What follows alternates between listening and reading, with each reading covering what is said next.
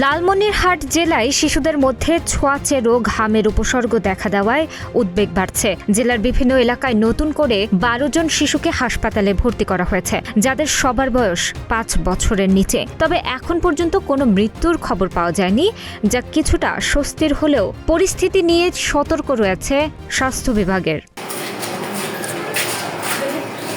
সরেজমিনে মঙ্গলবার জানা যায়, জেলার 5টি হাসপাতালে আক্রান্ত শিশুদের ভর্তি করে বিশেষ পর্যবেক্ষণে রাখা হয়েছে। চিকিৎসকরা তাদের সার্বক্ষণিক নজরদারিতে রেখেছেন, যাতে রোগের অবস্থা জটিল আকার ধারণ না করে। প্রথমে সর্দি জ্বর এবং কাশ ছিল, আর তারপরে ডাক্তার দেখানোর পরে নাপা দিয়েছিল, ওগুলা খাওয়ানোর পরে তার সারে নাই, তখন হাসপাতালে ভর্তি করে। হাসপাতালে ভর্তি করানোর পরে গোটাগুলা হয়। এই গোটা দেখা যাচ্ছে 3 তারিখ থেকে, আর এখন মুখে ঘা, তারপরে গোটাগুলা অনেক বেশি হয়ে গেছে। জ্বর কমে গেছে আল্লাহর রহমত। ঠান্ডাটা ছিল, গ্যাস দিচ্ছে ডাক্তার, ইঞ্জেকশন দিচ্ছে। আল্লাহর রহমতে কাশটাও কমে গেছে, আর অল্প অল্প আছে। ডাক্তার বলছে ইনশাল্লাহ কয়েকদিনের মধ্যে এটাও কমে যাবে। খেসারের মতো ফুসরির মতো ওগুলো দেখা গেছিলো। এই ফুসরিটাই মনে করে মুড়িয়ে এই গায়ে হয়ে গেছে। হওয়ার পর লাল হয়, ওটে ভাসে ভালো হয়, ওটে ভাসে ভালো হয়। হওয়ার পর ছাওয়া যখন একটু বেশি হয়ে গেছে, মেডিকেল নিয়ে ওই রবিবারে মেডিকেল নিয়ে আসি। টপ ডাক্তার পরের দিন দেখাইছে, দেখি ওষুধ লিখিয়ে দিয়েছে, মলম লিখিয়ে দিয়েছে, নিয়ে যা আরাম হয়েছে। এখন কালকে হাঁকা আর বৌনির জন্য আমি এখানে আসছি।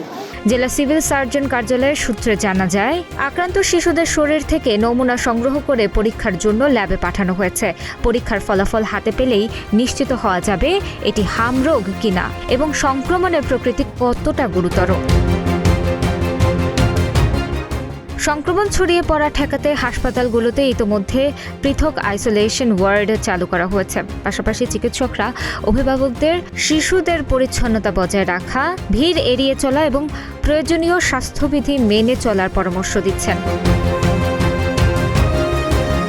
এ বিষয়ে লালমনিরহাটের civil surgeon doctor Abdul Hakim বলেন, হামের উপসর্গ নিয়ে আসা শিশুদের আমরা নিবিড় পর্যবেক্ষণে রেখেছি। নমুনা পরীক্ষার জন্য পাঠানো হয়েছে।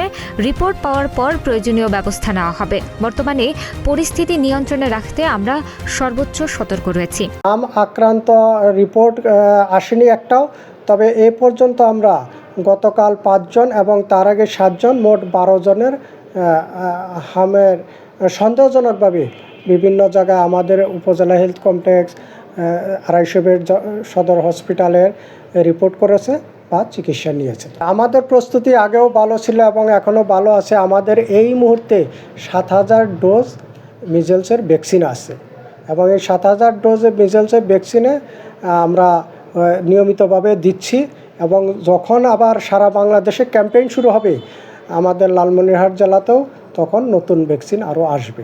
স্বাস্থ্য বিশেষজ্ঞরা বলছেন, হাম একটি অত্যন্ত সংক্রামক রোগ হলেও সময়মতো চিকিৎসা ও টিকা গ্রহণের মাধ্যমে এটি প্রতিরোধ করা সম্ভব। তাই শিশুদের টিকাদান নিশ্চিত করার পাশাপাশি অভিভাবকদের সচেতন হওয়ার আহ্বান জানিয়েছেন তারা।